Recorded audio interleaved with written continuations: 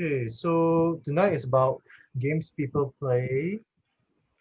Very old kind of book, which on the back cover has a comment by Kurt Vonnegut. Shrikant is here. Saying a brilliant, amusing, and clear catalog of the psychological theatricals that human beings play over and over again. So perhaps we can start with how do you all think after reading this book? Because I know some of you are reading it still. So we can start with Shima. So Shima, how do you feel about this book? I didn't finish reading this book, but I'm very eager to listen your comments.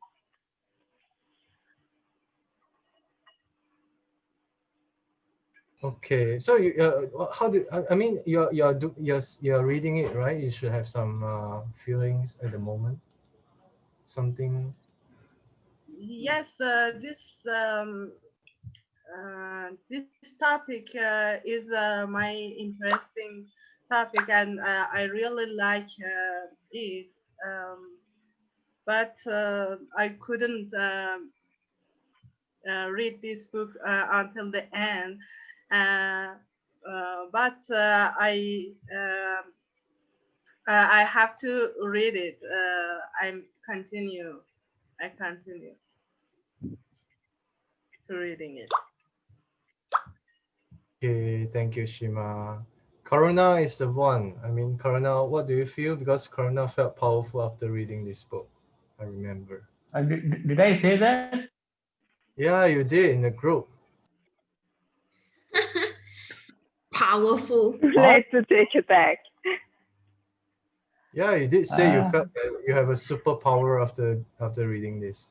yeah, but you didn't read the full. I said that I lost that power after I got married. You forgot.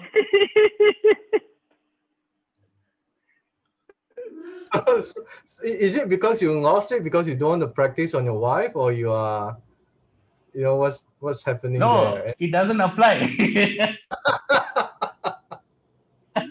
It doesn't apply. Oh, Actually, you did. I read it almost like about maybe 15 years back.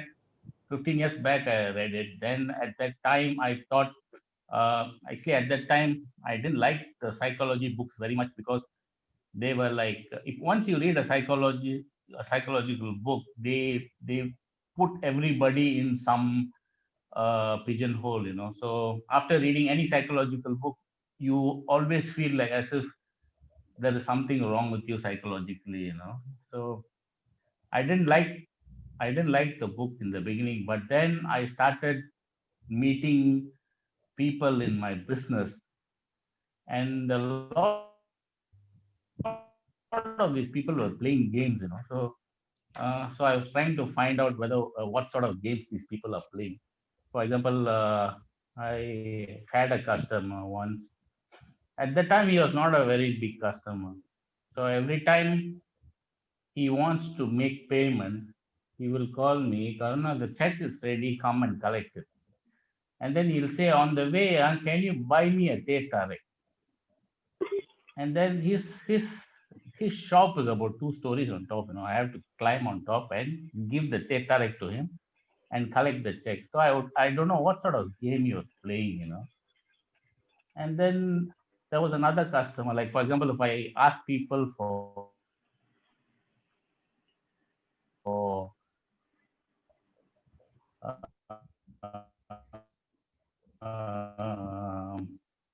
people money before they start. If you cannot trust me, I one type of people. And then there is another type of guy, one guy who's still a customer around, comes regularly. And every time we have a conversation, in every conversation, very subtly, he'll show off how smart he is, how rich he is, intelligent he is. Every conversation always goes in the direction. And then there was another customer. Uh, I own a printing press, you know. So normally we prepare a design and then ask the customer to approve. And once they approve, we usually finish the job within about a week's time, So this particular customer did not carefully check the design, and then she made a mistake. And then at that particular time, I did not have much jobs. So within 2 days or 3 days, I finished the job and I supplied to her. At that time, she realized that she had made a mistake. And then she said that you guys are normally very slow, but this time you finished it very fast. But now I want to make a correction. And therefore, she refused to pay me, So I had to reprint the whole thing. So after, meeting really weird people, then I sort of read the book again and I could sort of put people into what sort of games they were playing. Yeah, that's my experience. Oh, nice. Thank you, Karuna. That's a real world application there. But anyway, for the teh tarik one wasn't so bad lah. I think at least you are there to collect the money, and Once I go there, he will say, I was only joking. Why you take it so seriously, Oh my God. What is the this? Yeah.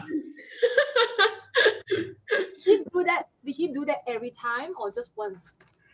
Yeah, he'll do that every time. That is It's okay. actually- Next time, you can just put something inside the teh tarik. Huh?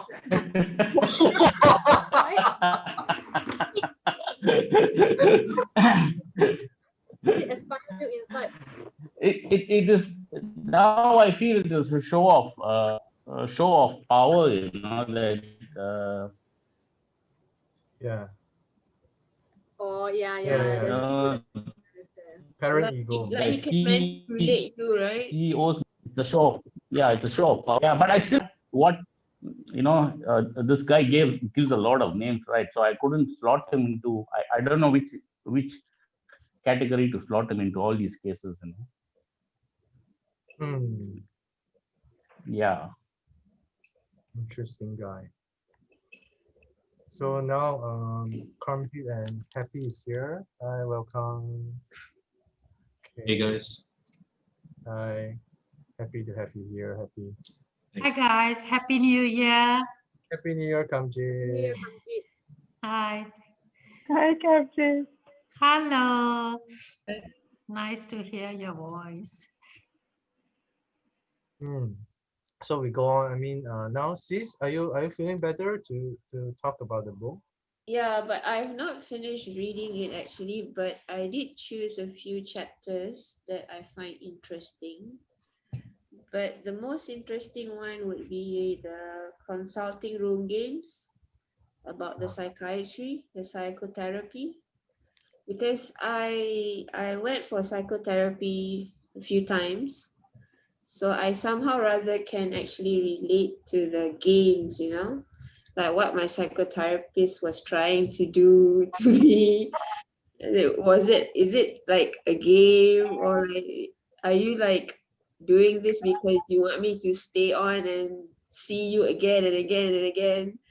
So it's like sort of give me a different point of view about psychotherapy, because what I learned from my peers who are also going to psychotherapy, they find it that it is useful. It is like it helps them a lot. But then when I read the book, right, it was like something different.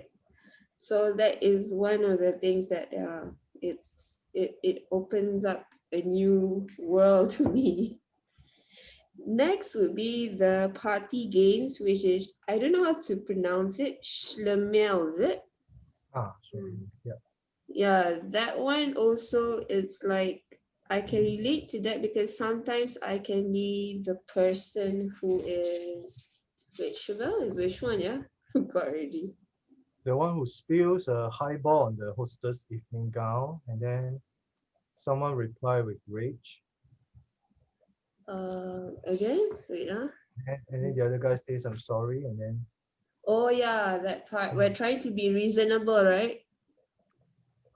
so the other guy who spilled the wine will keep on doing something else. Like, Yeah. And then- breaking And then the host will be like trying to be reasonable and saying it's okay, it's okay. So it's like sort of like, is that person sincere enough by saying it's okay? but it's actually like that person is like saying that I'm in control about everything. That's why he or she is saying it's okay.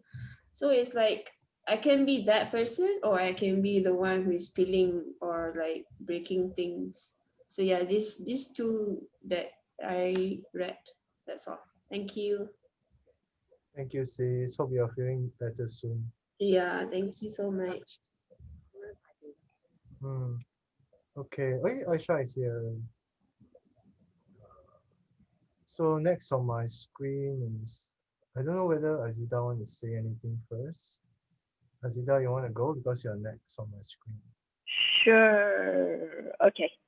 Now let me change my glasses. So I read this book ages ago when I was about 19 years old, I think. And I'm the one who suggested this. Right, I'm at fault.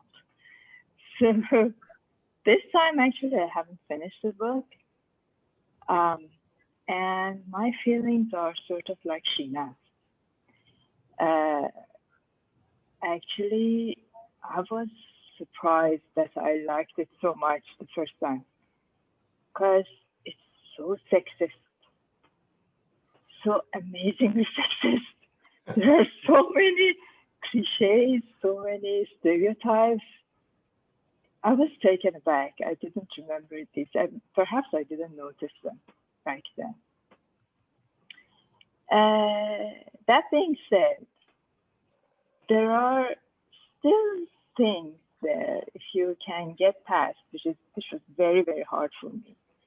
If you can get past those things, there are these patterns that can be useful. And as Karuna was saying, part of it, whenever you are reading a psychological book, a book on psychology, one thing is that you apply it to real life, right? Another thing for us, readers, fiction lovers, is that we apply to the novels, to the stories that we read.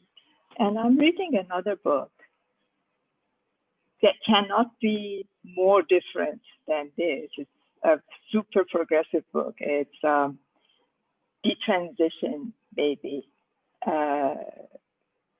published about 2 weeks ago by Tori Peters. And this is a book that Roxane Gay put on her book club.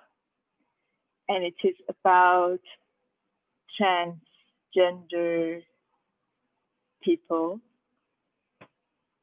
So, well, it's about women. Some of these women happen to be trans. And one of them is a man who transitioned to be a woman and then detransitioned and is now a man again, right? So you can imagine how this is quite out there, and it is no way a cliche, right? But even there, the writer presents these games that the characters are playing explicitly. So there is these passages, I was just listening to them about 2 hours ago. And then it is said that, yeah, this character sold the boots, the very expensive boots that the boyfriend had bought her. And then instead, she exchanged them for another pair of boots that she liked. But at the same time, got a fake pair, like the folk Chinese sort of imitation for the original, the gift that the boyfriend had bought, in order to trick the boyfriend into believing that I'm wearing your gift, right? Apparently, ostensibly, she didn't want the boyfriend to find out that she has exchanged the gift. However, her real intention was for him to find out. So she knew that the guy is not so stupid as not to understand that this is not the real thing. this was a game that she was playing because she wanted to tell the guy by this action that I'm not your pawn, I'm not your slave, that I'm not under your power. I am my own person. I can go for the gift that I like best, right? So, and on the other hand, it was the reaction of the boyfriend was also analyzed in the same way, that the game that he was playing. So, but my point is that there are these games that people play, that we ourselves play. When you read this book, you notice them, that you are actually engaging in these patterns of behavior over and over again for reasons known or unknown to you. And it's nice to be able to be given this warning and to notice them. It gives you an opportunity not to be a slave to your unconscious. But I didn't like those cliches and those stereotypes at all, and it didn't allow me to finish the book this time. That is what I wanted to say. Thank you. Thank you. Thank you, Azita. Okay, move on to Irene.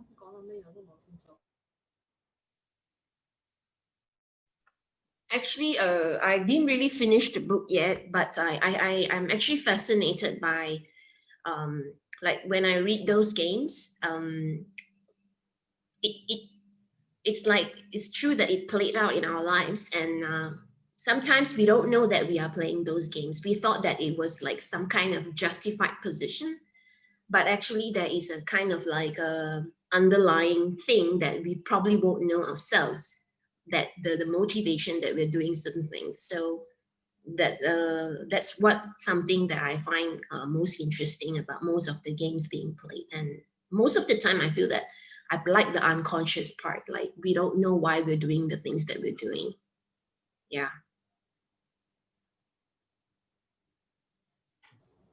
Okay, thank you, Irene. So we can move on to Amanda. Amanda, are you there? Hi, yes, can you hear me? Hi, yes, we can. Thank you. Yeah, honestly, I don't really like finish the whole book. So, one thing I find interesting about this book is the parent, child, and the adult ego states. So, I find that it's quite applicable to real life in the sense that some people might say something like this, but actually inside they mean some other things. So kind of like makes me want to find out more about what they think inside instead of just hearing what they say. Yeah, so that's one of the main takeaway that I have. But yeah, overall, I find that book has a little bit too much, I don't know, jargon or what, or it's just me that's not really used to this kind of writing style, so I find it a bit hard to read. Yeah, so yeah. Technical, right? Hmm? A bit technical with all those big jargons. Yeah, because I'm not from like psychology background, so I just do those readings like just for fun. Yeah, I find it a bit too technical. Yep, that's all from me. Thank you, Amanda. Hi, Joyce. Welcome to the club. So, what do you feel, and how have you read the book, and so on and so forth? How do you feel applicable those things are, so on and so forth? I read the book. I just finished today actually. I think I agree with the somebody said that there were a lot of stereotypical undertones. Yeah, I think I agreed with that because I think you can like catch a lot of Freudian undertones throughout the entire book. But also I thought it was understandable because the book's period was kind of like 1910 to 1970. So I thought the author would have been working with psychological backgrounds and stereotypes that were like available to him, like that he thought was proper psychology. I definitely I think the stereotypes definitely peeve me a bit, but I think it's just because um we're we're living in 2020, so it's not something we are quite used to. But I do think it's a good startup book. I think it's an accessible form of reading for like the general population in terms of transactional analysis, like what he terms transactional analysis. I think it's a good starting point book before delving into like deeper research.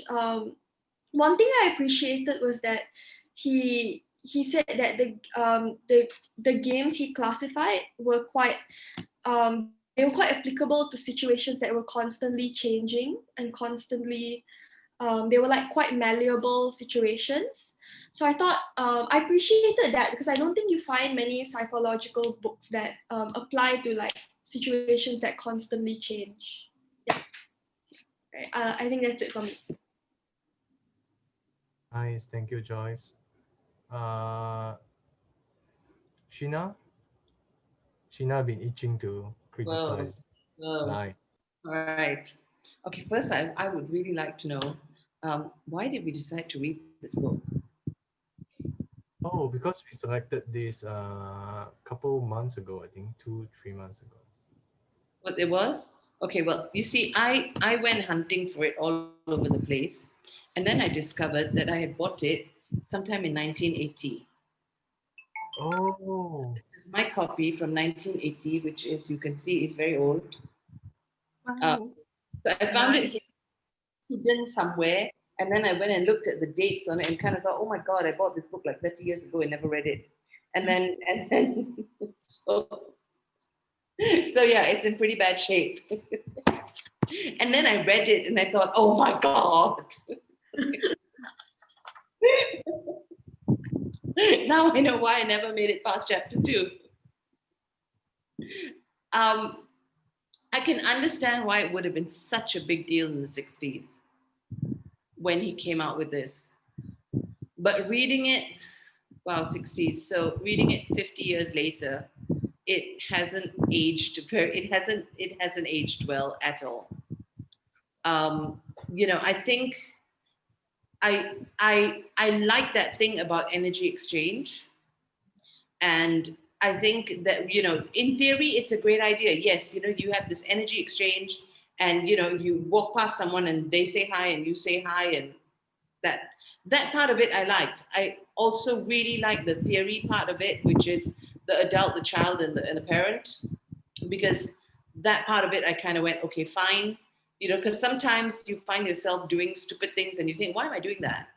And then when you see it in the context of the adult, child, and parent, you kind of think, yeah, that's why I got and buy a whole tub of ice cream and eat it in one sitting, right? Because that's my inner child just rebelling against all the times that your mom says you can only have one scoop, right? So now you're grown up, I'm eating the whole thing and nobody's going to stop me. So yeah, I get that.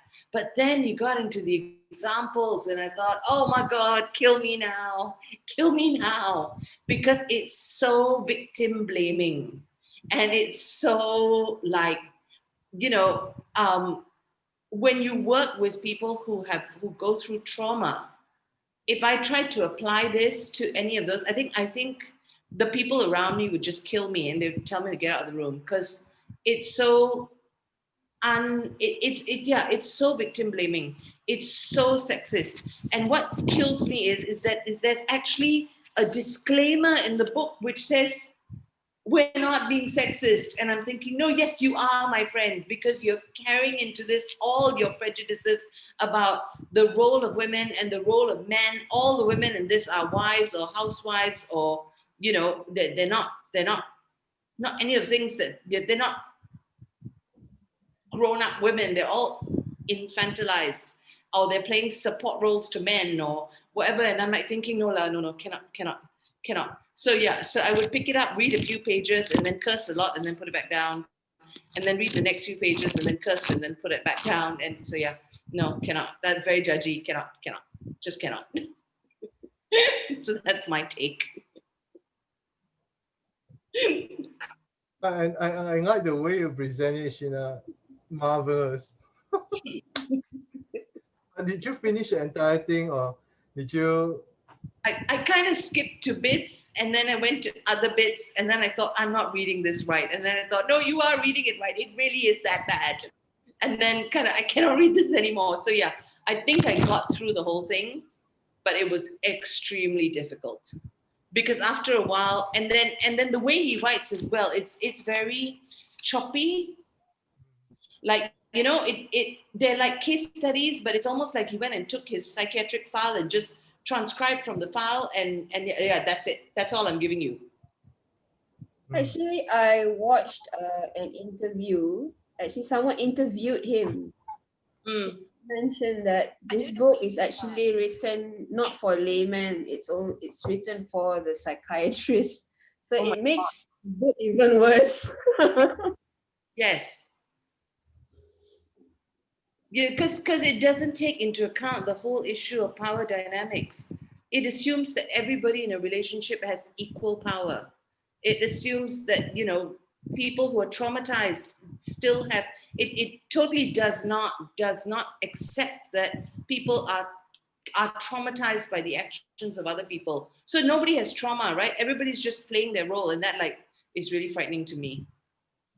And you know, at all our you know, when, for example, when you talk about things like sexual assault, there is real trauma. No one's playing their child. They are traumatized adults. And then if you apply this, and then and you know, it's so like it's a game that they're playing. It's not a game that they're playing. It's trauma. So yeah, I had real problems with this.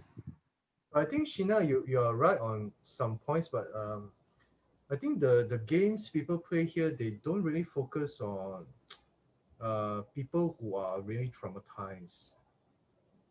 So that would, I think he just wanted to focus on the transactional thing. Yeah, but for he, example, when you but he use overdid the games part. Sorry? If you take the example of the alcoholic, right? Hmm. The alcoholic has an addiction. It is a medical condition. It is a physiological condition, right?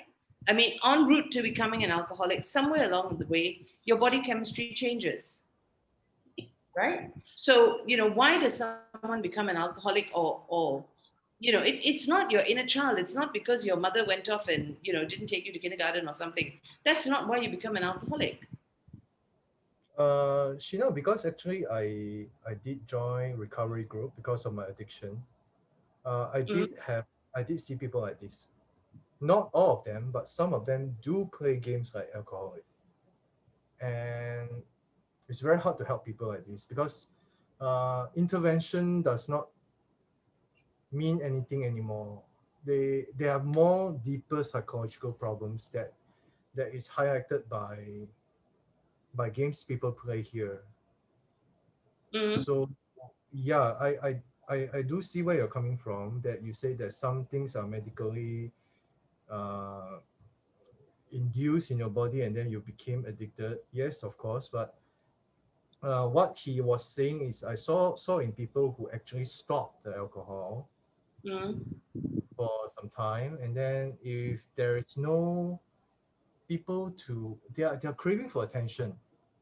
You know, people are like, why don't you care about me? He started to throw all these tantrums, and then later on, the only way to get back into that is to drink again, and you know, so that there are, these cases are very few. I would say maybe 1%. Yeah. 1 out of 100 people, but there are still 1 to 2% who play this kind of game. Yeah, so, but the trouble is, sorry, go on. I think the, because I when I read this, I was thinking maybe Eric Byrne, he was just trying to put out the extreme cases. Most of the cases he put here are really extreme, and I did encounter some of those, you know. So yes, there are really some extreme people in the world. Yeah. So I do see the point it's coming from. I really agree on the sexist part, but coming from very traditional Chinese place, Penang, you know, in Penang, a lot of Penang people, especially Chinese family, they think like that. They think like this, you know. Like my mother thinks that women are supposed to serve the men. Crazy. It's ingrained in some of the culture. Is that there are these people. I mean, extreme cases. Most of these games are, I would say. Maybe if you look at it in that light, there would be more. I don't know. Yeah. But the thing is, he's not citing them as extreme cases. That's Yeah, my problem with it. He doesn't say, I accept that there is a percentage of addicts, whatever their addiction is, who cannot be cured, right? Because they're so messed up that it's they go back to it. They come clean for little while, and then for whatever reason they lapse, and then so they cannot. All you can do is make life comfortable for them and limit the damage they do to themselves and they do to other people, right? No, okay. So what? Okay, what you are saying is not exactly the case. So addiction does come in multiple forms. It will be very, very individually targeted, but there is actually an emotional response to the drugs. So a lot of times you will look at the aspect of emotional response, whether there is that kind of response. So some people who are purely just physiologically attracted or addicted to the drug, these are the people who are the easiest to solve because they have no emotional response to it. But most of the addicted people use to avoid problems, to drink themselves to oblivion, or to gamble. Yeah, like gambling as well, like shopping as well. So just to get rid of some negative emotion. And when it involves emotion, it involves child state, and it depends on the past, like what happened in the past that you need to solve that. So that is because I did attend therapies as well, and I did discuss about transactional analysis with my therapist, and it's actually a legit technique. What Eric Berne has borne out in the book is widely used to solve and analyze emotional response, especially during your child and teenage years, that persists until when you're older and you're doing the things that you don't know why you're doing that, or why something just trigger you suddenly, So when you explore the trigger, the emotional part a lot of time comes from the past, come from a child and teenage years. And so it was not like I don't think Eric Berne is trying to make this book a very so-called nowadays the non-fiction book which writes like a story. I think a lot of journalists are pervading the sphere of non-fiction writing nowadays. They tend to write very well, they craft the story, they craft the introduction well, but this one is very technical. The way he writes is straight to the point and highlight the most extreme cases. But of course, there are a lot of sexist view. Yeah, it's the sexism and the victim blaming that I have real problems with. Because sorry, can I just see something? Or maybe if sorry. No, Irene, go ahead. I think it's the addiction part, the person who suffers from addiction, the games that we're talking here, not in a literal sense, but rather what is it that they do in order to satisfy the need that they have. The games that they go out and play in order to be able to get what they want. But it's not so much, I don't see it as a victim blaming, but rather a kind of, it's like a dynamic, how the addict work in a dynamic between with society, with people in society, in order to get the next fix. But it's not necessarily blaming the victim, but rather a kind of like a, like if you suffer from addiction, you have to drink, whether you like it or not, you have to drink, and you do whatever it takes to drink. And that doesn't really blame the victim, but rather an illustration of how the person who suffers from addiction go about with the with the person that they're going to play with in order to get what they want. That's how I see it. The way the scenario Eric Berne explained is very rare. I seldom see it even in recovery group, but there are one or two of these oddballs. I do see them in the US side, but it's very rare. But most of the addict just purely just the child state when you grown up and you have a lot of problems. And the other one is how your parents treat you is one of the way that was illustrated here, but not exactly explained in a straightforward way. I think this book is meant for, I mean, when I read this, I need to go back and forth. I have to debate with this book, a couple of sentences at a time. And I do find that, the way he say is that the parent actually dominates the social part. So it's the ritual part. And then your adult state dominates your material part, meaning that how you ingest the procedures, how you analyze things, and how you deal with situations, and how you make it, program it, so to say. And child is actually your response, your emotional response. So when you put it in this this way, you will see that there's actually not every one of us can do data processing very early in our life. So you won't be like when you're 13 or 14 years old, when the hormone is raging, you're emotional beast kind of being. And when suddenly maybe for my case, let's say I got my girlfriend pregnant, and by 15 I'm a parent. So the first thing I do as a parent, usually I would copy my parents. I'll copy the way my parents deal with kids onto myself in order for me to deal with my kids. So the same thing would happen subconsciously. We are carrying some of the way how our parents deal with us into relationship with our wives, kids, friends, which sometimes they would say, hey, why are you like that? Why are you reacting like that? But actually the reaction is something that passed down from your parents' side the parent ego is actually abbreviation of the state. He said the state is called if you look at the appendix, it's called extraneous. No, it's not extraneous. It's called exterior psychic program. So that is a part that the social behavior part that we actually a lot of times we learn from our parents. That's why it's called parent. So that's how he did it, right? So there are the ways we look into this. So some addicts, my experience is some addicts, they if you tell them not to drink, they will actually go and drink more, and then they will slump into a bad mood or bad hangover, and then you need to go and help them, bail them out or something. And you go through the entire thing, they are just craving for the attention. They are not trying to solve the addiction issue. They are trying to increase. Before this book, I don't know what the hell they are trying to do there.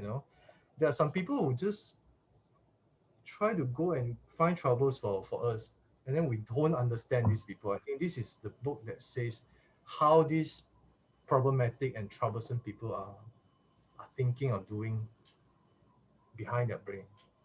But like I don't know though, it's kind of like it it's still like how am I saying this? Can you be sure though that that's what they want? And sometimes even they themselves they're not sure that how am I saying this? Addiction is an illness, right? So there is some, and like every illness, there is something that needs to be cured. And to say that it's just merely seeking attention, that means there is something in deficit there that needs to be quote unquote cured. So again, to kind of just put it aside as to package it as problematic people who needs attention, um, is I don't know. Maybe I'm being too empathetic or something. I don't know, but I find it kind of harsh, I suppose, and also like what Sheena said, maybe it's a bit towards the victim blaming side. At the end of the day, I guess at the end of the day, it doesn't matter as long as what are we trying to achieve at the end of the conversation. Do we want to solve this, or um, do we want to just point fingers? I don't know if I'm making any sense. Yes, Aisha, thank you very much. I think you are making sense there. I think the way Eric Byrne put out this case, as Sheena has rightly pointed out, is that he did not say that these are really extreme cases, which are rare to begin with. So to apply the games that he explained and put it in most of the normal daily life, I would say like something like what Karuna has been saying as well. A lot of times maybe it won't work because people are not really so complicated sometimes. And it's not right to point fingers as well as say they are just attention seeking. But if you look at these people as really extreme cases, then it's a bit different, right? That's the first part I can say sort of. The other thing is that I think uh, the useful thing that comes out from this book is just the transactional analysis and the parent, child, and the adult ego side, and what are the good games. Those are the good stuff that coming out from the for the games they play that side. I think it just tells you with some case analysis like how you do the analysis, sort of. But don't try to take it too I seriously. I think I would say the best take from this book is actually all of this analysis to be applied onto yourself, because you can only know what you think, and you can only be aware of your own, or try to be aware of your own subconscious, and your whatever ego states that you are in and whatever that you're doing. That, or actually in general, psychology books in general, the best take that you can get from them is what you can apply onto yourself. Because when you start applying it onto other people, especially if you don't have you don't have like a educational psychology background, then you start to basically diagnose people sometimes, and then you start to overanalyze people, and then half of the time it's not even correct. You're just making no, not making things, that's a bit harsh. You're just assuming things about other people. It's like labeling people, right, Aisha? In the end. Yeah, so that's what you yeah. I like if I may talk about the book a bit. I didn't finish it as well. The majority of people hasn't finished it. But uh but I would agree with what you guys have been saying, that in theory it's okay. It's interesting. Rather, I like I mean it's very straightforward research kind of a writing. I don't mind that. But it's actually not so hard to understand. But yes, it's very, the stereotypes is kind of, I don't know. I have something against stereotype, because to me, when things get, yeah, it's our optics right now. We're living in 2020. This is written at what time? So obviously this is way less progressive and way more sexist and what have you. But like, we can still take something from this book, I suppose, and again, we can apply it onto ourselves. But the minute you start analyzing other people, you've already unless you have background as a psychiatrist or as a psychologist. To me, you're just assuming things in some way. Yeah, and like what she says, you're just labeling basically. Thank you, Aisha. So you sort of, it's very good to jump in because we don't have to go through the order. But the next one on the list is Shrikant. So Shrikant, have you read the book and how do you feel about it? And welcome. Yeah, thanks. Yeah, I think I read a little over half the book, so not the whole book. But in some ways, I think it was kind of quite interesting because you do see some versions of the games in real life, I think. So, and I think the antithesis part was interesting. Yeah, but also the sexism and so on, I think is to some extent understandable because the 60s America was quite sexist and racist, right? So it's coming from that kind of background where that is considered like the normal social environment. So that is, but I think to some extent he does point out that some of these games apply to like multiple cultures with very different beliefs. So in that sense, I think it helps. But it's also, I think, one thing that he does mention sometimes is about the limitations, because he says like we're only looking at this, you're not trying to look at the origin of why those feelings come in, or it's just purely analyzing the social dynamics. But also I think that is sort of one of the biggest shortcomings, because like yeah, it doesn't examine trauma or the other reasons why those feelings are there in the first place, which makes people play the games, I think. So yeah, and I think there is a bit of victim blaming, like as Sheena said, because it's yeah, and because sometimes they're not playing the games because they really want to achieve some sort of objective. I mean, it's very subconscious, and they're like and the past events have driven them to do it, right? So I think, but what I think I found the most useful was the antithetical part, because it's a way maybe like if you see the games, how to counteract them, which is actually might be quite useful in practice in certain situations. So I think that's the so those are the main. I think that's my main take on it, and I think the way he writes, so it's also like very technical. I think it's written more in terms like more academic style rather than a book like for like casual reading, right? So that's so maybe it comes from that, yeah.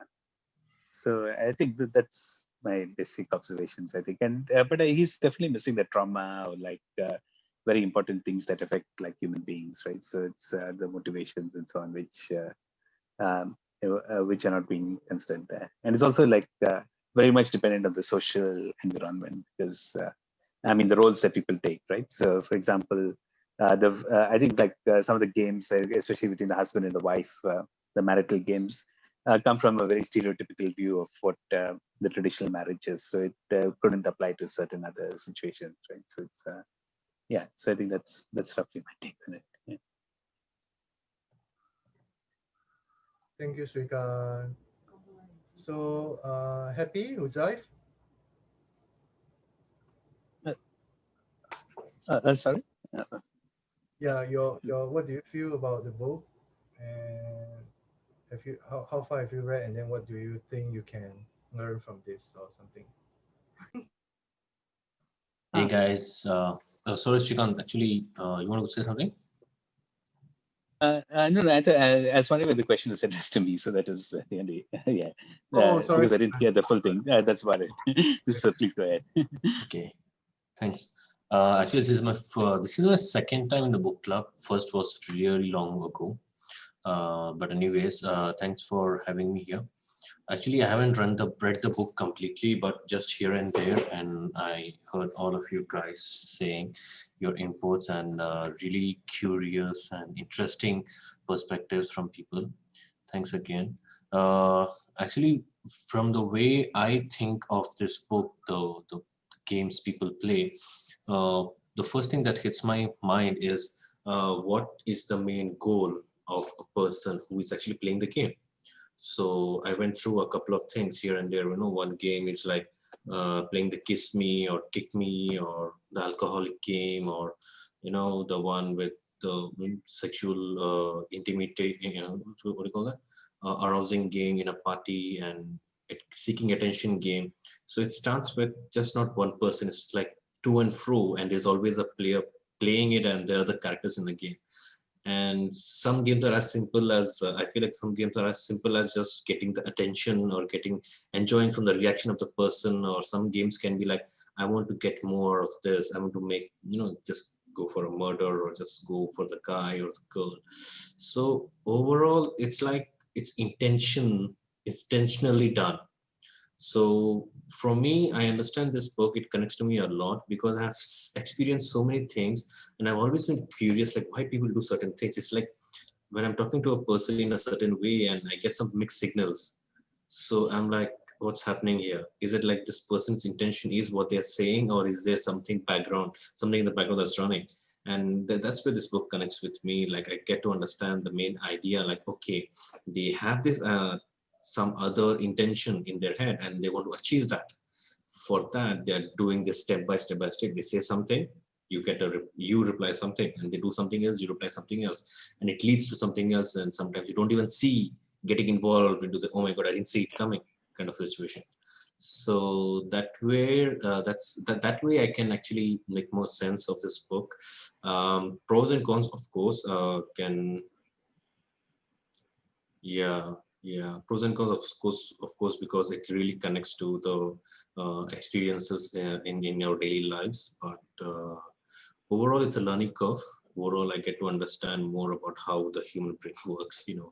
Like someone actually shared that we play these games unconsciously in a way that it's just like a second nature of us, and we want our parents to give us chocolate, so we start crying. So it's something like it starts from there, but then it gets more and more complex and complex and complex based on what you want at the end. So to that end, actually, I think even I was just reading through the alcoholic thing, what someone was, Sheena was pointing out about the alcoholic, so got interested there and went and read a bit of alcoholic, the chapter there. And what the author says is, it's not just one person or two-person transaction. It's like sometimes it involves 3 or 4 people. So the alcoholic, the person who actually is consuming alcohol, is not the only one who's involved in the game. Is the person who's he living with, and that person gets involved because support or the way the person reacts, the alcoholic person bounces back his transaction on that, plus the doctor and the bartender and all these things. It becomes like a huge story in itself. So it's so involving, and I'm kind of getting this idea that maybe playing games is just as a second nature of humanity. It's like breathing, it's like eating. You get this craving for playing this game to make it more interactive, getting more spice out of the relationship. But I feel like the boundaries should be laid down. The person has to be like, it should not be manipulative, it should not be hurting, and all those things, like no fraud and everything. So if those things are taken care of, I feel like games are actually good in a daily life. Thanks. Sorry, you mentioned that you get mixed signals and that you notice it in other people playing. I was curious to see whether you notice it in yourself. Actually, I do. Sometimes in a way that one of the common games I play with people is to understand how genuine a person is. So I feel like in my own story, I am a good person, right? So my perspective, I'm a nice guy and all that, trustworthy, honesty and all that, keeping the disclaimer there. But then when I play a game in a way that one time I met this person and I went out meeting more and more. So I wait. I'll contact this person for a couple of times. So if I'm looking for a friendship, right? And friendship for me is important in a way that I need to be able to trust the person. And I don't want a fling friendship. I want a long-term friendship. So I feel a person is genuine. I want to build that connection strong. So how I play my game is I contact them and I see is reciprocating. And then the second stage of the game is I accidentally drop something in their house or in their car, and I want to see, it's like very menial, it's like very small. I want to see if the person observes that and they will return it back to me. They'll bring it up. Hey, you forgot this. It might be a box. It might be like other time. Please don't bring it up anyway. But the other time I was shopping with my friend, just going around IKEA shopping, and my friend was like, hey, I want to buy you this gift. I really appreciate your friendship. So it was a candle, a glass candle, something. So that's the only thing my friend bought. for me. Everything else was hers. So, okay, let's see how is this person showing off, or is it genuine friendship? So I deliberately leave the candle in her bag of shopping cart, and she goes all the way back home. And after a couple of days, actually, when she went back home, she unpacked, she realized the candle there. And right away she messaged me, hey, Joseph, you forgot this with me. I'll bring it back to you the next time we meet. So that shows that it was not just a show off, like a killer for friendship, just giving you a small gift of candle. And then it grows from there. Once I have the trust with the person, then I know that this person is worth investing the connection. And because it's important. I feel like friendship is important more than anything else, because people come and go, friendship stays for a long time. So I feel like having this kind of positive people around you who care, who genuinely care, you need to play this kind of tidbits of games, not like huge games, but then I invest more. And actually 3 years running, I guess, still good friends, and been a lot of transactions, been a lot of games we played with each other. So far, a lot of trust. A lot of exchanges, many candles. Something like that. But the thing is, right? And left something in my car or something. I believe the thing that you left in your friend's car isn't so valuable, right? I suppose. Yeah. Then if it happened to me in this case, I would just throw away, because I think that since my friend doesn't really value the thing, it can be dumb. No, that's the thing, because my friend actually bought it as a gift to me. So I played it so subtle that it just slipped it in her bag, and I forgot to take it from her bag when we went back home. If I were your friend, I would think that you don't appreciate me as a friend, because that's the test right there. At least I want you to check with me before throwing it away. Then I could literally apologize. Hey, I'm so sorry. I'll just come over and pick it up. In this case, you were like, Happy, the gift that I just given to you, you forgot to bring back. Like that. Then you, Yeah, these kind of games are kind of dangerous, actually, if you ask me, because I think when you play these kind of games, you see, for you, it is like I'm testing to see whether, she's going to notice and whether they're actually going to return the thing to me. But, from Leng's point of view, it is like, I bought you something and I gave it to you, and you're so about it, you can't even bother to say, you are not appreciating me. So that kind of thing leads to, like, the kind of misunderstanding you find in romance novels. True. I agree, but I think I will lay down the work in a way that the person knows I don't take things for granted, and this kind of mistake I might be doing. So it's just, I don't know. It just works. Sometimes it doesn't work, but you're right as well. It is a tricky game. You see, I think one of the things that the book doesn't touch on, which I think has become a very big thing in recent times, and obviously doesn't touch on it because it's dated, is the issue of power dynamics, which is that you have people who take control of a power exchange, and that's really, to me, what this guy is talking about. They take control of the power exchange, and then they manipulate everyone within that power exchange to get attention, to get status, to get whatever it is they want, or even to turn people against other people. It's something that people do from very young age. I mean, you look at, say, kids who play. You get a bunch of kids, they're all playing together, and then you will find that one kid is like, we're not going to play with him. And you don't, they can be little kids, and the other kids for some reason follow this kid, and they kind of go, yeah, okay, we're not going to play with him. So one kid then gets marked as not being one of the gang, and everyone turns on him. Everything, that kid is the last kid to be chosen for to be in a team. That kid is the last kid to, be given a treat. That kid moves further and further away from the group. But actually, it's bullying. It's a form of bullying. Yes, and I was one time in my life, I was the kid that get bullied by the whole gang of people when I was in high school. And if you do that to people, like, me in this case, I tell you, bye bye. End of story. Yeah, Sheena, thanks for bringing up power dynamic, because when I was reading this book, I was reminded of, remember some of us read Courage to be Disliked, and in that book we were there was a mention of horizontal relationship versus a vertical relationship, which is basically a top vertical relationship, which is a top down kind of a relationship, as what you said, power dynamics, and you see this among, I mean, the parent and child relationship, ego states, it makes sense, yes, but it is very much based on horizontal relationship, like somebody is a more dominant type, is in a more dominant role, it would not work, I guess, or rather it's not a pattern you see in horizontal relationship, which in, well, obviously this is my own personal opinion, but I would say a horizontal relationship is probably way more healthier, I suppose. Yeah, but Aisha, Mhm. I thought the vertical thing is Mhm. addressed a bit from the point of parent and child.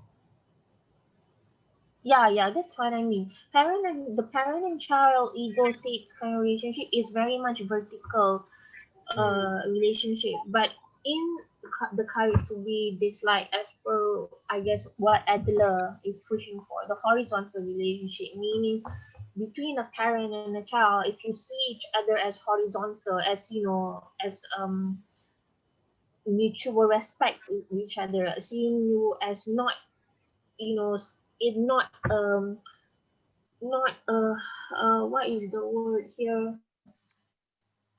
See, this is the problem when we start discussing non-fiction. We have to use Yeah, you're right. jargons, and I There don't wasn't remember jargons straight away. that it wasn't a hierarchical relationship that Adler was Exactly. advocating for.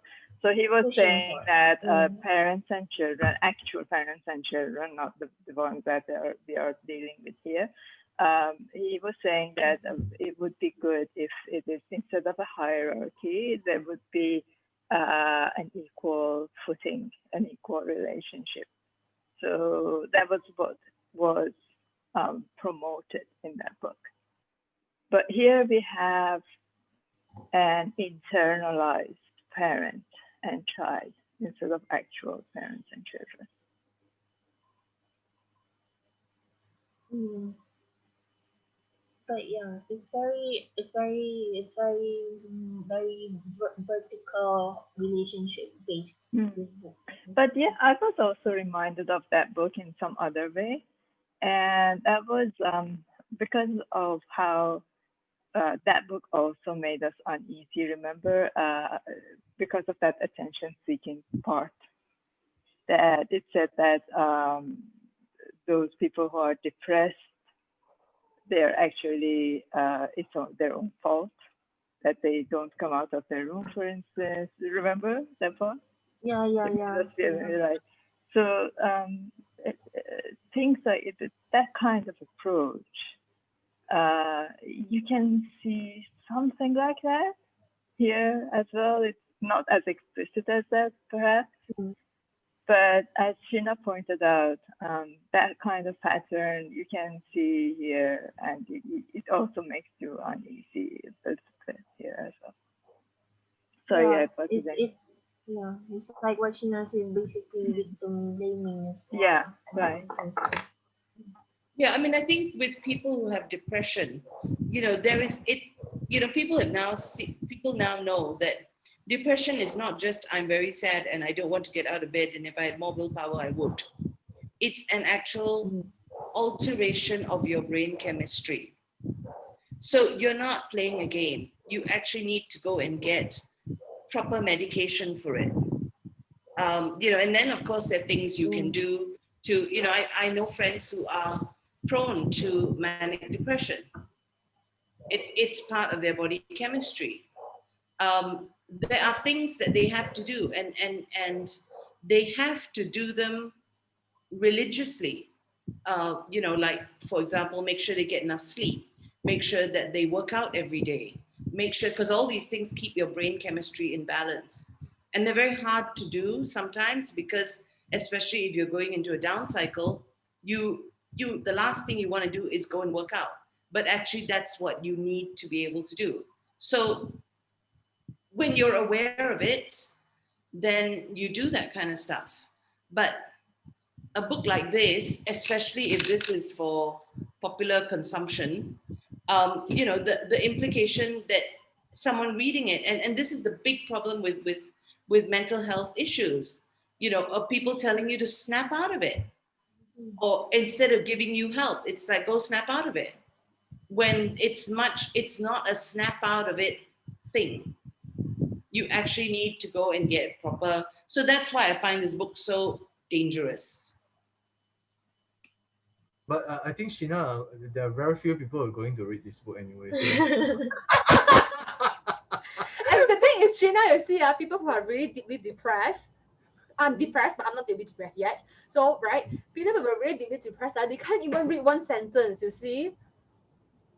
So, no, I'm talking about given that we're reading this book 50 years after it was written, okay, and given the numbers of people who would have read this book, and given the fact that it's an influential book, right? So it's the pop psychology thing that people go pick up and read, right? Yeah. And then It when was you very popular. And then when you encounter someone who says, I'm depressed or whatever, right? Your stock reaction will be like, yeah, you know what? Snap out of it. Is it? Oh yeah. Yeah, it was very popular in its day, it's that prejudice. Yeah, if I might make an observation, I think it almost gives a justification for people to blame the person who's using this approach to blame the person who's either depressed or like suffering from post PTSD or something like that. And so there's a deep underlying basis for it. But but this in a way says that he's just playing a game to achieve something like much milder, right? So just achieve maybe some sort of gratification rather than you're not depressed. You're just looking for attention. That's the takeout that you get from something like this. And from reading a book like this, and I just kind of think, that's what makes me go like that. Yeah. Oh, okay. I think I get what Sheena trying to say. It's like the people who are suffering from panic attack, depression, or whatever mental illness is something really more sophisticated than what this book say. You are just playing a game, right? Yeah, that's true. Yeah. I think this is a shortfall of the book. Yeah. But then I think but the way I read it is a bit different, the way I interpret it, I would say, because I read it in terms that because he presented some the cases as saying that he has been seeing this occurring over and over again in some of the people he consulted. So in this way I take it as what I take it as I'm trying to already solve the thing, intervene in different ways like CBT, maybe cognitive behavioral therapy and all these things. And then the thing keeps happening and happening again. So after some intervention is still ongoing. So maybe there are some games this person is playing. I think also maybe we could actually you can't, to be quite honest, you can't really blame the message if the person hearing it is interpreting it wrongly. You get what I mean? So like the book, okay, fine, the book is sexist, but the book is alright. It's more of people. That is always, I think that's just the inherent problem with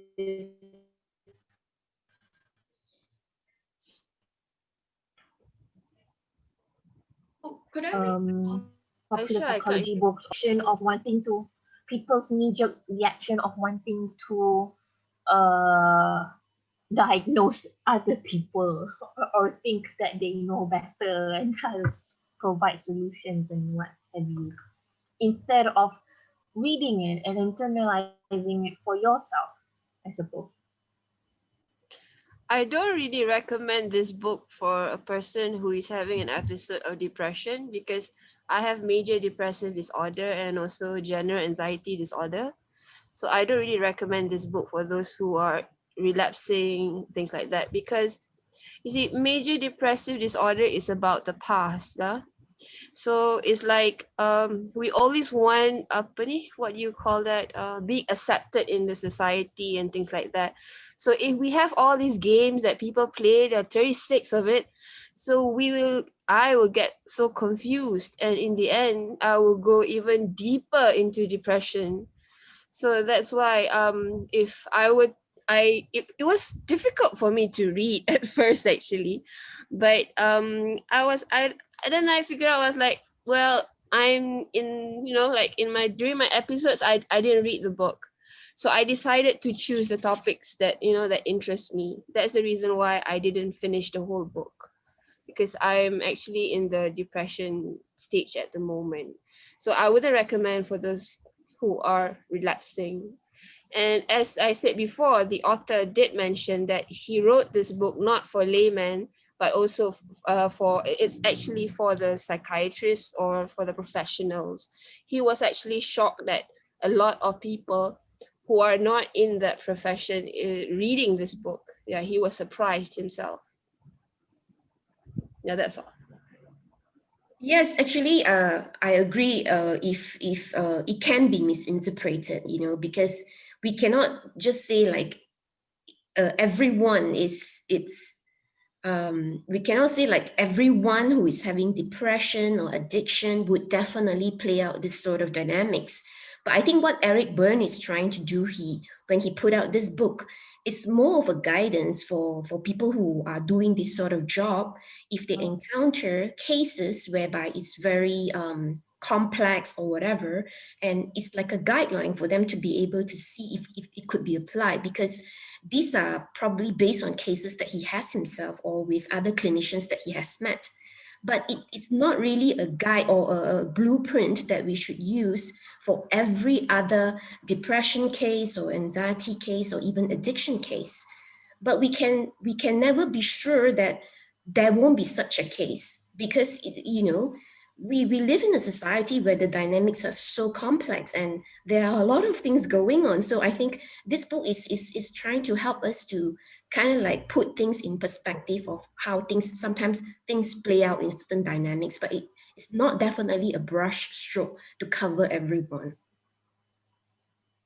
Yeah, I think the cases, because I went to recovery group, I didn't see a lot of this addict. It's very rare. So I think these are the people who, if I do not read this book, I don't understand this person. What is this person trying to do? Yeah, but sorry, I need to call Kamjit. Kamjit, what do you feel about reading the book, and how do you like it? Gee, I did not read the book. God bless And you. yeah, I just did not get the time because I've been quite busy at work. But I was quite interesting listening to our members. But overall, the thing that kind of resonate with me is the power dynamic, which I think it's something that it's part and parcel of our daily living these days, be it in an organization, be it in a friendship, and whereby power is like supreme to certain people. And yeah, to me, I feel that people who are power crazy are people who have basically seeking for attention, and perhaps deep in there's some element of insecurity. And so I mean, be it power, whichever power, it can be just within friends also, where sometimes certain things are said just to gain support of the others. Yeah. And the victim blaming, that's another thing that is also can lead to power control, the power dynamic.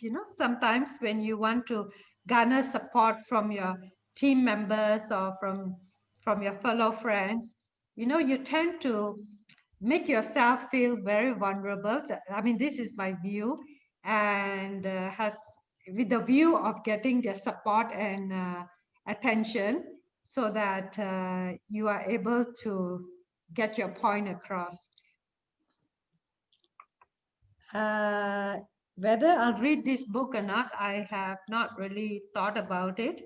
And I mean, that's all I got to say, but it's interesting listening to team members' perspective. Quite an interesting conversation that's going on. Thank you, Kamjit. Joyce, just now you're trying to say something. Can you go on? Thank you. Oh yeah. I thought everyone definitely had a good point. But I think the one main flaw of the book is that we've advanced so much since the 1960s, 1980s, which is when he was writing it from. So even back then, there wasn't a proper diagnosis for PTSD, so it wasn't recognized, as well as depression. So the diagnosis right now for depression, like the boxes you have to take back then, it was a lot different. So maybe that's why his examples are not so relatable to everyone, because what we think of extreme now is not what they thought were extreme back then in that psychological field, because their research was not as advanced as where we are right now. It hasn't come that far. So I thought it was a good point, but I thought perhaps it was forgivable for Eric Berne to write what he wrote, given the perspectives he had to work with at that time. Yeah. Yeah, it will be nice to have an update.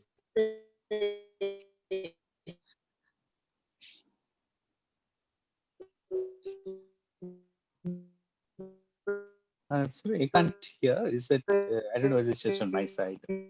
Aisha, I can't hear you. It's breaking. This sort of analysis. Yeah, you just have to wait for it a bit. It will come true. Yeah. Yeah, really. Thank you, Aisha. Okay. So, what else you all want to talk about? Since Has Karuna said anything? Hey, Karuna. Yeah, he's the first one who say, Aisha. No, I miss Karuna. Karuna, on your video, on your... No, kidding. Karuna. Karuna has left us. Hi.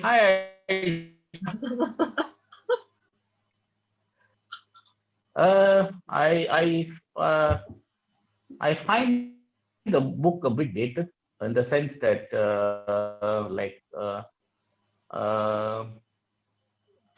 lot of neurological studies have sort of overturned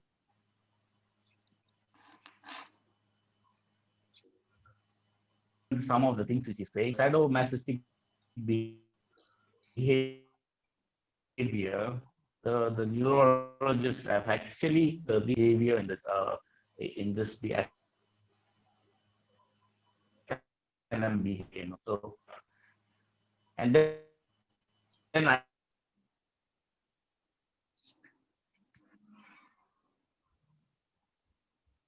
I don't know about psychology, but Thales fixated, the Kennedy fixated. Is it still valid?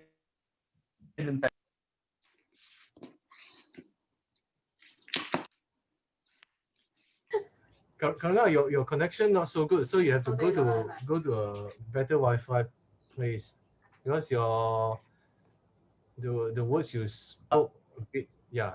I don't have a better Wi-Fi, so I will just. Oh, okay. Azita. Yeah. You can ask any topical discussion you want to go for. I think I've said what I wanted to say about the book itself. But yeah, I would say that it still has some merit for me. I'm not unhappy that I read it. Because let's call it behavioral patterns instead of games. We notice it. we display it, and we notice it in other people.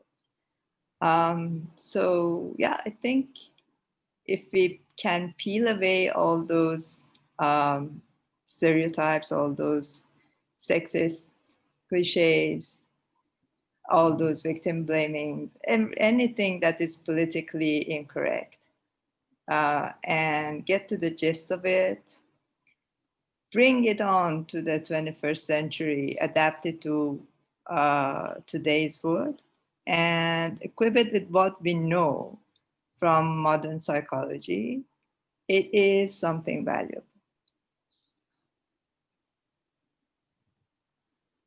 I agree. Yeah, I agree with that. Yeah. Yeah, I agree as well. I think one of the things about this book that I appreciate, and I guess now there's a pattern with me. I appreciate that it made me uncomfortable. It seems like I like things that make me uncomfortable. But never mind. It takes your takeaway should be that you are aware when your parent and your child ego states come out when it's not their turn, I think. And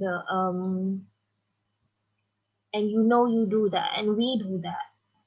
You know, I've been doing that the past week. Oh my god. So to recognize it and to own it, and then to kind of stop yourself from I guess I don't know. Should we stop? Why should we stop? Is it bad? Does it hurt anyone? I think we should stop, because I found myself playing some of the games as well. The author did say that we should stop playing games and be honest. Yeah, I think you could be honest that I'm playing game. Like, yeah. Oh yeah, but some of the games are are actually productive as well. I mean, they're not like not all the games are negative. So maybe the positive games are worthwhile. Exactly. Stop playing the negative games. Yeah. Yeah. Hey, can you entertain the idea that actually when you think that you actually want to stop playing game, actually you are playing some sort of game? Do you entertain that idea? And that's like very meta. You know, because I'm not gonna play this game. I'm not gonna play this game. But actually, if you really investigate further, you know, you really think you're not playing games. Okay, what you mean, Ari? It's like intimate people, with the people who are really close to you, you can absolutely be real and vulnerable, because you can be very vulnerable with people that you truly trust, you know. But outside, when you say you do not want to play games, I mean, if we really look at it in a more deeper level, you know, we might see something. What do you all think? I don't really get it, Ari. For example, I don't get it as well. Well, can I say something? I think our life is just we do tend to play. I wouldn't say games subconsciously. At times, we want to get a message across, and we have to articulate it in such a way that as though you are trying to build a story, and the story can end up being a game to you.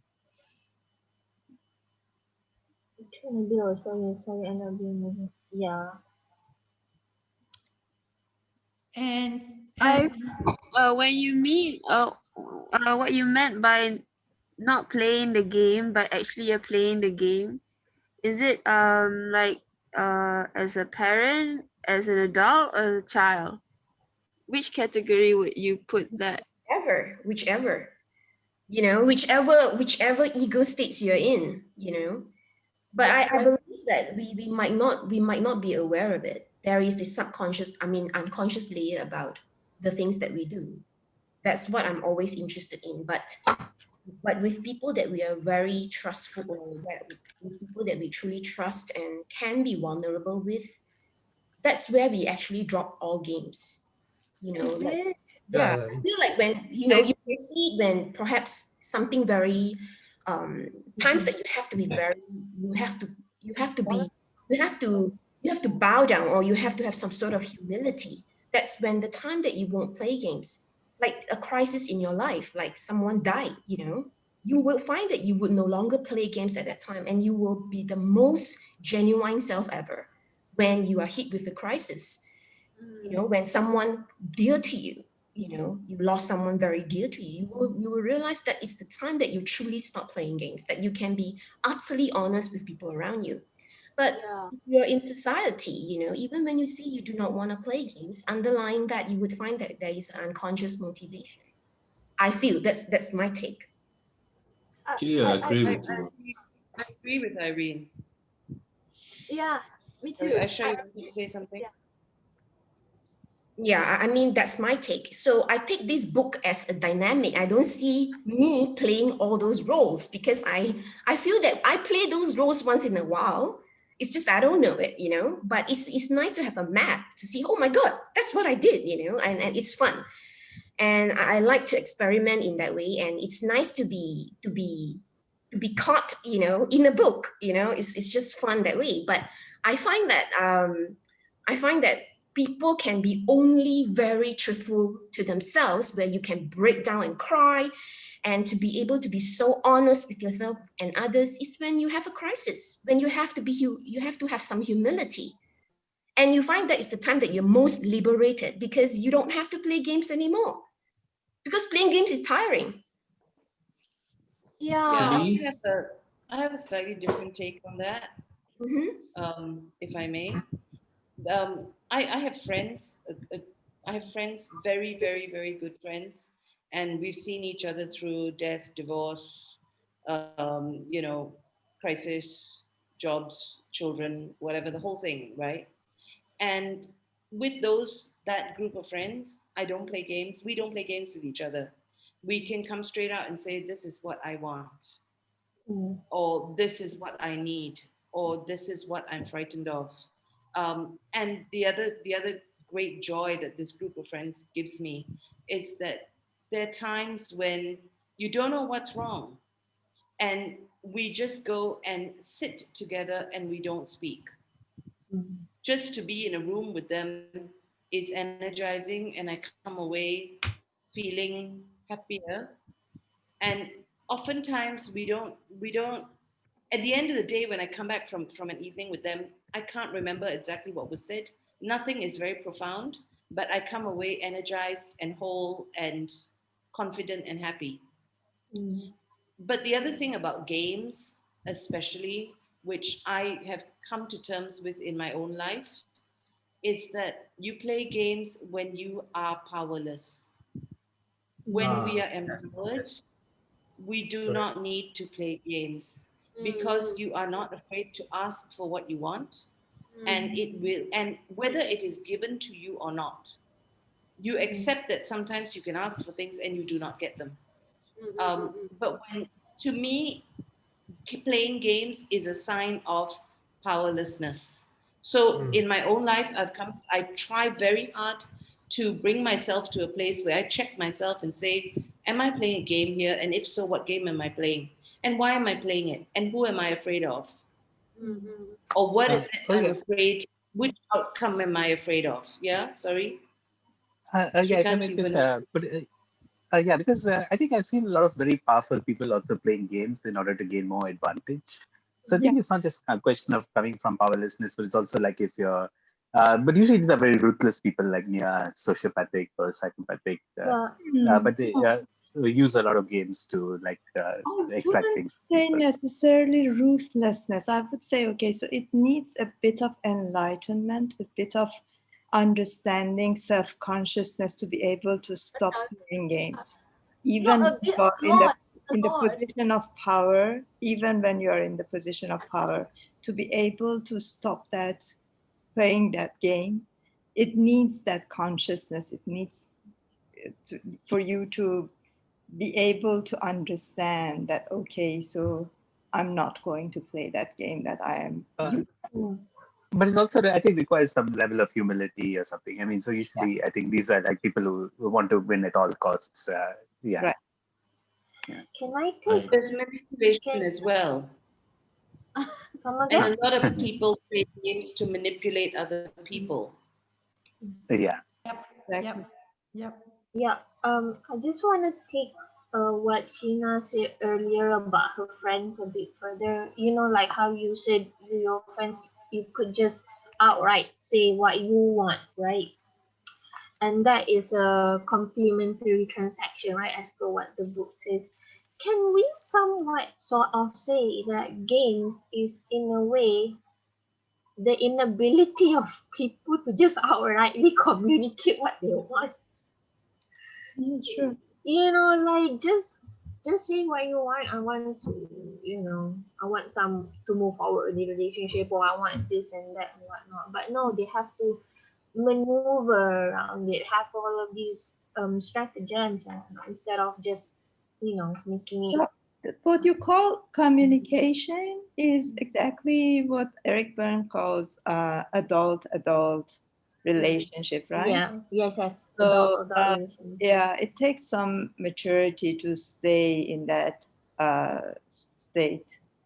And of course, it's not always desirable to be permanently an adult and have that adult-adult relationship. You need to slide into your child or your parents at times. But anyway, the thing is, when you are playing games, you are dishonest. You are putting on that mask. You are being manipulative in one way or another, or you are willing to be manipulated. So that's it. That's the danger of it. But then being Asians, right? We don't actually speak out, what we want. We usually like tapis, like we don't speak out like what we want. We always like, like how to say it. Being Asians. Yeah, but that's because we live with so much power dynamic.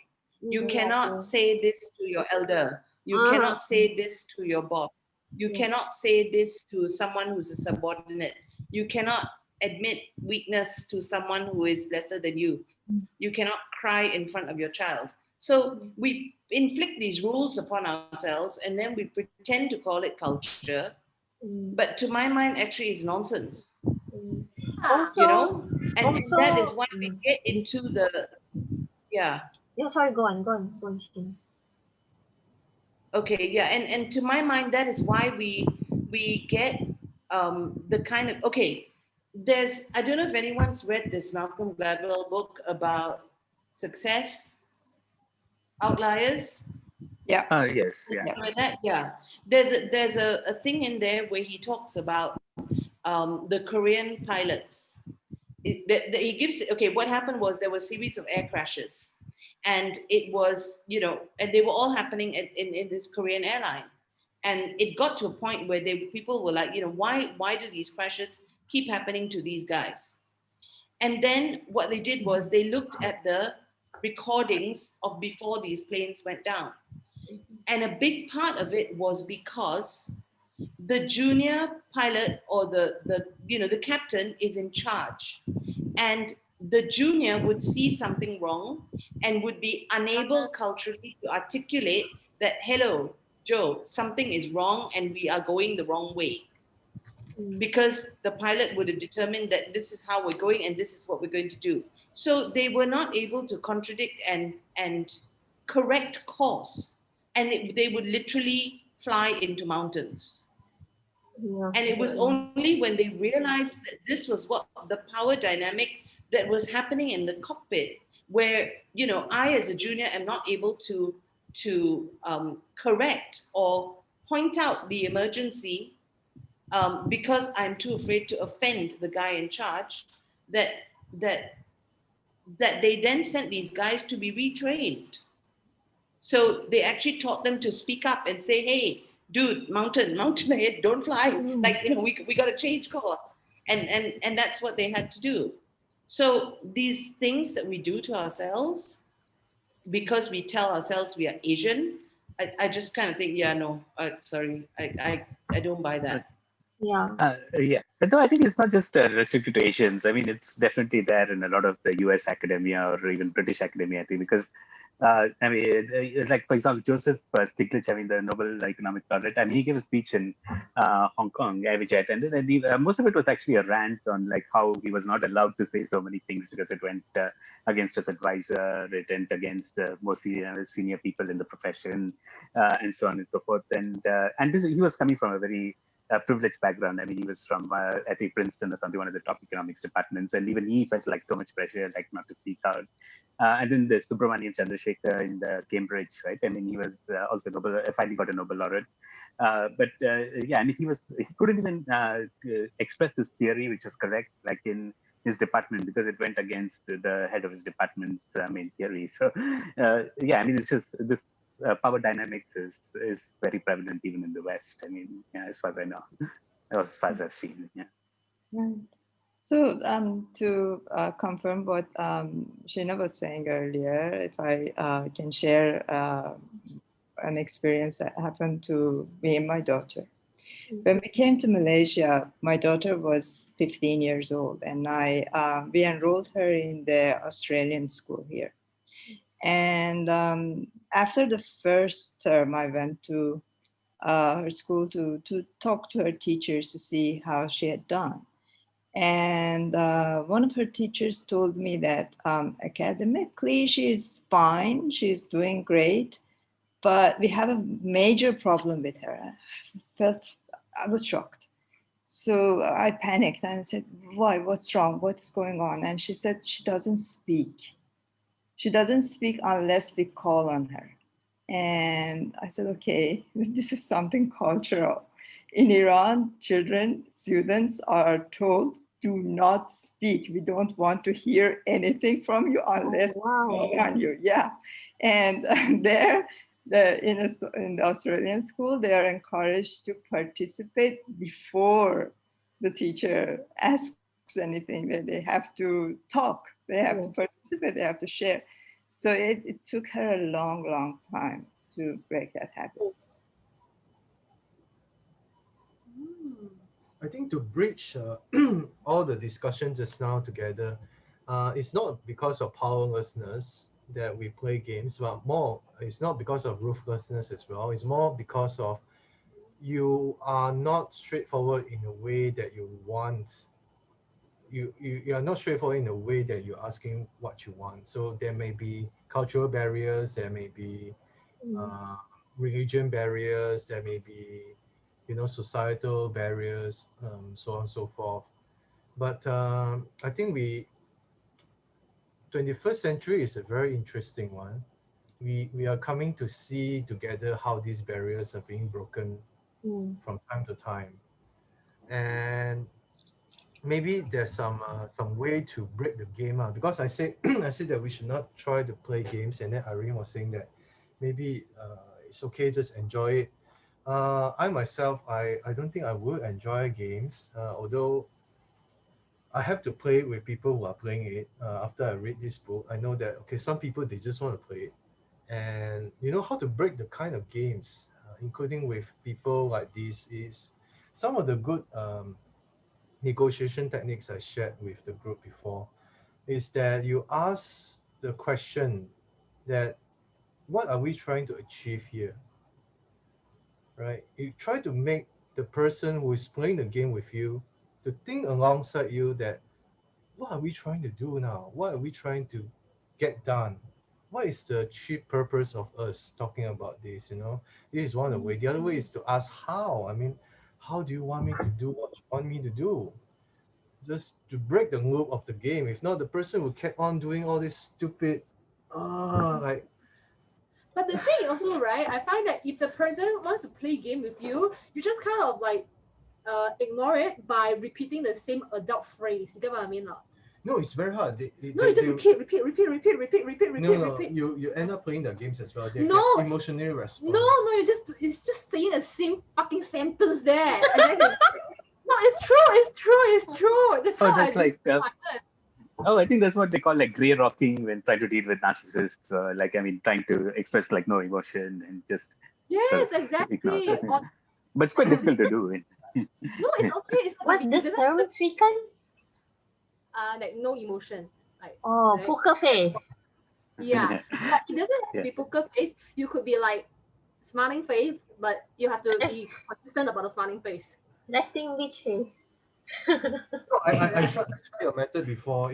The people sometimes they will get out of hand. Just ask them to join you in solving the thing. If they don't really want to solve it, then you say, okay, it's okay. Yeah, I'm then so just tired bye now. bye. Then just bye bye with them. I'm so tired today. Can I go home and rest? And then you just. No, usually I would say, oh, my It's- mother went in the hospital. I have to visit her. What if you live with that person? Then you cannot go home. You cannot get rid of them. Oh no, that's why I say you have to use your moms as an excuse. My mom is in hospital. You have to go visit her. That is the best way. Or my grandmother, my mother, whatever.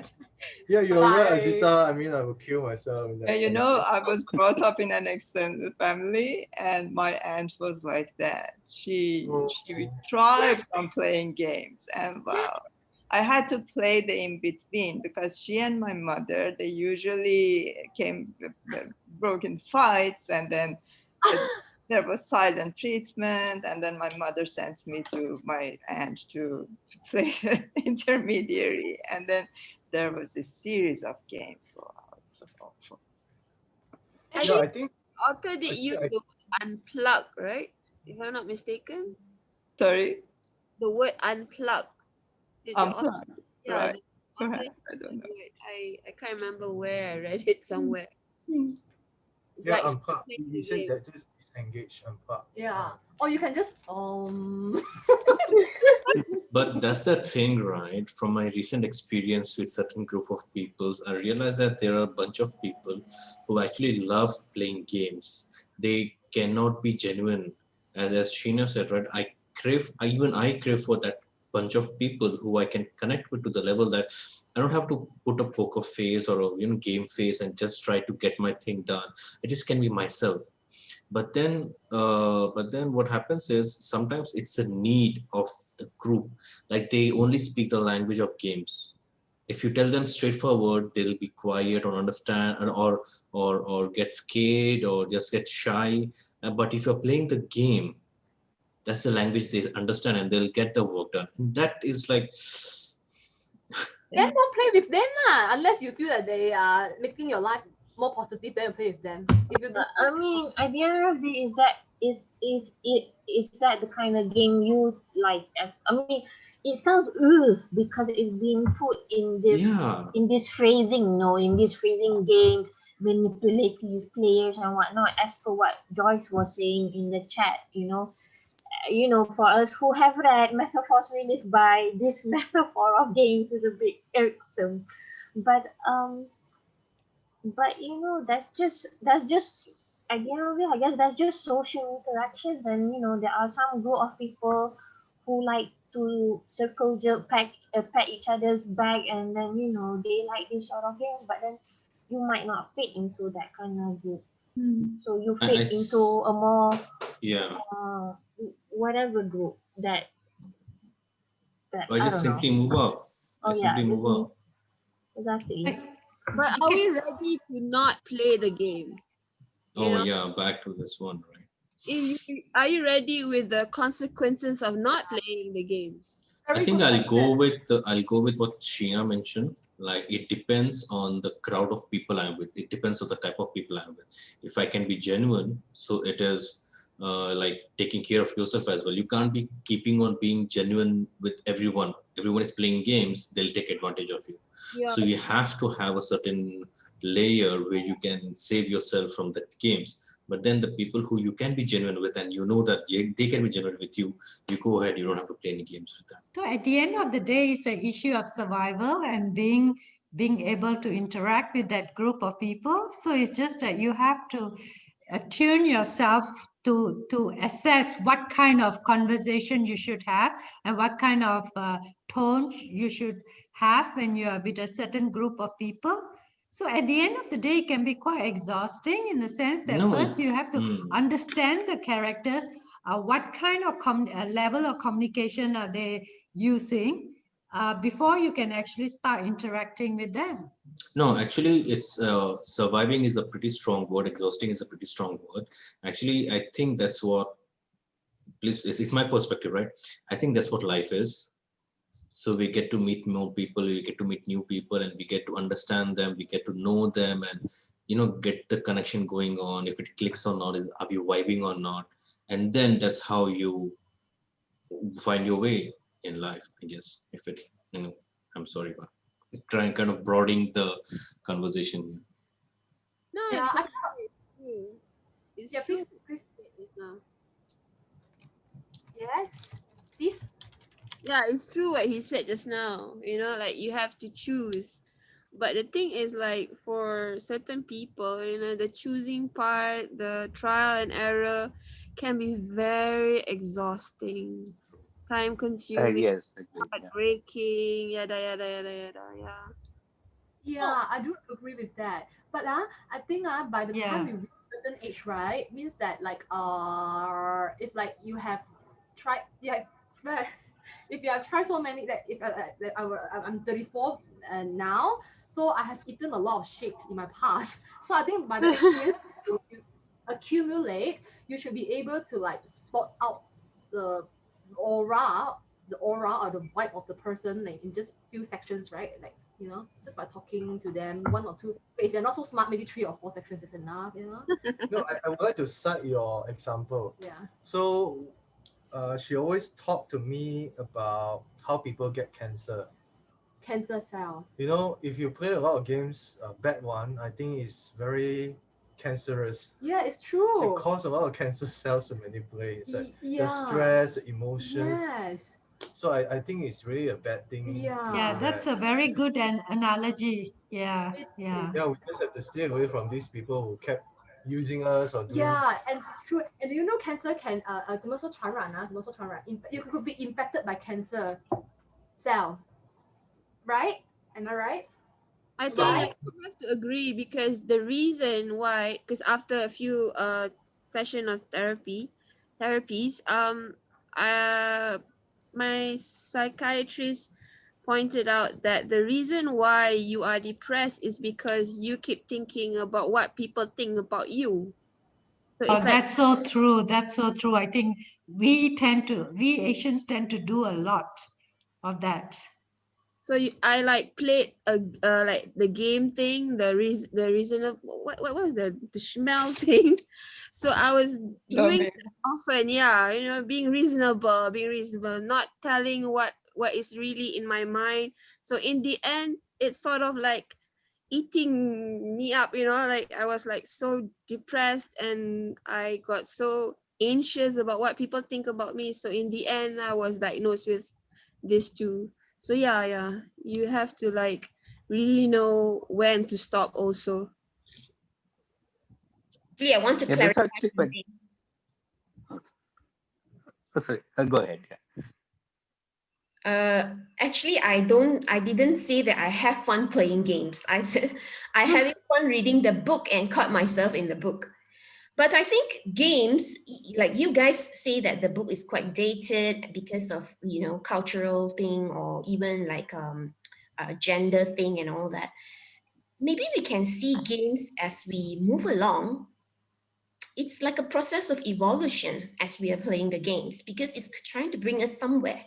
Because games is a dynamic among all of us. So even as we progress, we are playing new games. We are playing games all the time. Don't you guys think so? And then it will bring us to the next, and new games will emerge. Perhaps there's another book to be written. And that's the thing. That it is true that we do continue to play games. What is not so perhaps relevant is the language of the book, the approach that the book is taking. So yeah, if another book is written with the same subject, a different kind of arrangement, a different kind of flow, and definitely a different kind of tone and approach, I would like to read that. There's actually another book that is more more journalist account. And what book is that? Just say it. I forgot. But it's based on games people play. Is it? Yeah. Then Google like based on game people plays. But I don't suggest we read that. Okay lah, we just give it a break lah. It's very confusing on mine. No, we should read some. We should pick the next title. May I suggest that we steer away from psychology and go to philosophy? Why? Why? Because our the group name is philosophy and psychology, and we have been sticking to psychology for Yeah, quite fair. That's true. We haven't touched on philosophy. right. So there is this. No, metaphors relate back to That's philosophy. too both. much. What? Which one? Metaphor with I. Oh, What metaphor. was it? Too much. Metaphors. That's a bit of psychology too. Yeah. I mean, I think it's not metaphors. just philosophy. I would think it's, metaphors is more sociology. Sorry. It's No, philosophy. it's philosophy, it's It's not philosophy. sociology. No, you have to read until the end, Aisha. It's about objectivism and subjectivism Yeah, there's too much. It's like and empiricism. it's So like the philosophy version of the fiction. don't. I'm trying to get. No, it's really good book. It's really good Okay. book. No, I love that book. But Yeah. I want to take a look at this one, and if you don't like it, it's, I would I read. don't like it. The But book that was there is this a very interesting book. Let me share my screen. And yeah, okay. Hope the title is not offensive. So yeah, the pig that wants to be eaten. Oh, I've seen this. oh, this Okay. sounds like Hitchhiker's Guide to the Galaxy. I mean, Right. from the It's, title. I think Okay. Oh, I'm the philosopher. That's us. right, exactly. So this is exactly the type of book that would be right for our group, because it's those problems, and we can discuss them to death. Actually, Yeah, and with each problem, it brings up the one of these philosophers and one of the issues that they have discussed apparently. yeah, actually, Mel, can I also suggest like some book on the philosophy of mind? I mean, like the quite a few, like the Mind's Eye or Gödel's Tabak. Yeah, because it's because I think that's also a very interesting topic. Yeah. All right, so maybe we can put our suggestions later in the WhatsApp group and vote. Sure. Okay. The pig wants to be eaten sounds really interesting. What is that Yeah, it about? sounds very interesting there. Yeah. Makute. Sorry. I think we can vote now. I mean, there's a bunch of people more or less. Is the book something like, I mean, from the title, right? Is the book something like the game of Kick Me? Why would it be like that? Because the pig wants to be eaten, so he gets like he likes it when people kick him. Nice observation. I think it's the title of one of those philosophical problems. Okay. Oh yeah, actually, I think that was a real problem in Germany, right? Because there was that guy who wanted to be eaten, and he was actually eaten, and then there was a big question of whether that was murder, and then they got him on a murder on a technicality because apparently it was actually not murder, but they got him on some real technicality. And that was really weird. Yeah, it's not that In Japan. Yeah, in Japan too. Yeah. Yes, Japan as well. Yeah. Japan And they is took the one- videotape of the Yeah, it was in entire Japan. thing. Yeah. Oh, it's the testicles and penis. He cut it off. Yeah, and yeah, then- that's the German one. Yes, yeah, That's right, German. right. Yeah, the That's a Japanese German one. Do it to a No, woman. no, Japanese also the same thing. I Yeah, think. never mind. They just Oh. want to be. It's the same guy. He committed the crime in Germany, and then they repatriated him back to Japan. The shop guy, right? Yeah. Yeah, he's the writer now. He earns a lot of money. Yeah, the one, I watched a documentary about him. And then because my friend interviewed him, and he said it was the scariest interview he'd ever had to do because he had to go to his apartment, and he was like, I don't know whether I'm going to leave this life. Oh, yeah, there's also a very interesting interview with the German one, which I saw like an whole hour, and they took it around his house, which is a huge, like 40-room house that he had in the countryside, and they were showing like where he was like planning, did this, and it's like quite, yeah, it's really quite disturbing. I couldn't sleep that night actually after I saw that interview. Who are you guys talking about? Sorry. Oh, there's a German case of the cannibalism, like Oh, German Also cannibalism. like Silence of the Yeah. Lambs. Oh my God, Silence of the Lamb. Every Oh, life. Oh yeah, except that here the victim was willing to be eaten, and the whole thing was taken in a videotape. And actually, it's the victim covered up the tracks much more successfully than the murderer. Because if the guy, well, actually, if the guy who ate the victim was more careful, he would never have been caught, because the victim covered the tracks extremely well, because he was so keen on being eaten. I mean, it's just so mind-boggling. Yeah, but that's Sounds what like the pig who wants to be eaten. Yeah, exactly. That's I right. hope you have all had your dinner. Yes. Done. Yes, thank you. Karina, you are trying to for say taking- something just now. Sorry.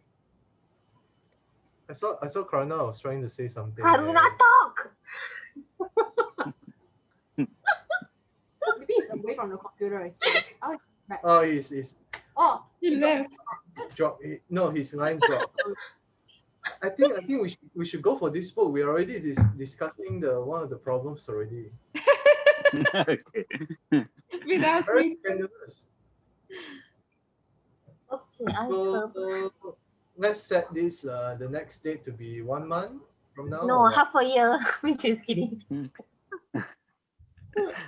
Let's Oh, consult our really? chapter board before deciding, before rushing into anything. How many pages is this? it doesn't look so big in the book. It's let's see, 306. Wow. Wow. But the Problems. the text is quite big, right? I suppose. How do you know? I got feeling.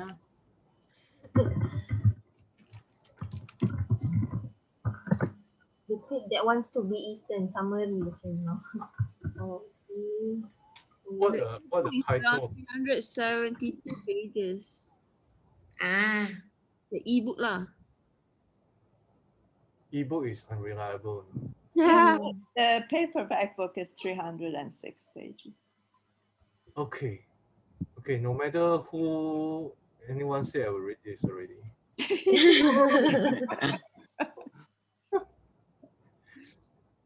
It's time to spice up a bit, you know. I mean, we have been Metaphors We Live By is very Too much. serious, and then Too much. this one is also quite serious. This is okay lah. I can accept.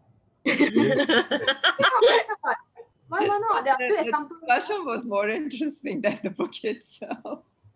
It's always like that, right? The discussion is more interesting than Yeah, the book. yeah. Yeah, Sometimes most the of writer comes, it's more interesting if the writer can come, right? Yeah.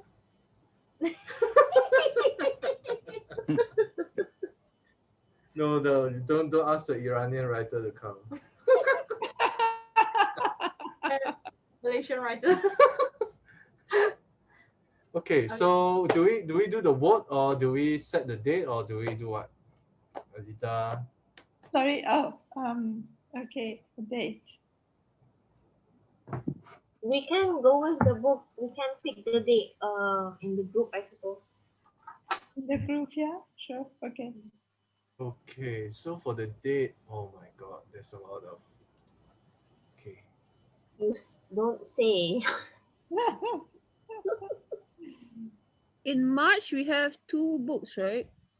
Yes, 3. No. Narrow Road, The Deep North, Oh, My it's- Sister, the Serial Killer, and Transcendent Kingdom. Yes, and don't forget whatever Doorstopper and also Shakespeare. And also, yeah, and also we are going to start the next round of Joyce. Oh dear, Yeah. Ulysses. Okay. Ulysses, right? Because That's already 6 books. this round will end next month. So in Okay. March, yeah, in March How we'll about May? Let's do May. May, sure. Cool, sure. That sounds safe. Yeah, May is Death of Ivan Ilyich, which is just one short story. Gentleman in Moscow is 462 pages, but it should be fine. Middle of May? Yes, middle of May. Let's do it 15 of May. Is that okay? Or, Good, yeah. okay. Deal. Thank you. Okay, nice having the chat and the discussion with you all. Looks like P&P discussion is more interesting than LV sometimes, or paperback, because of the contentious and the scandalous writings and all these things. In novel, we don't have a lot to criticize, to be honest. Yes, it's non-fiction is great because it's your daily life. Huh?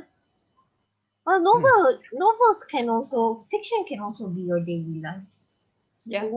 Yeah. But anyway, you know what I mean. Has to be a really good one. It's very hard to find. Okay, so I'm going to say good night to you all. Alright, thank you everyone. Sheena, how do you Good night. Thank you. It was nice you. talking to you all. Yeah, nice seeing you. Nice seeing you down. Bye. Bye. Bye. Thank you. Bye, Pramjit. Bye. Hope to read the next book. Azita, bye, Shah. Bye. Bye, Azita. Bye. Bye, G. Bye, all. Interesting.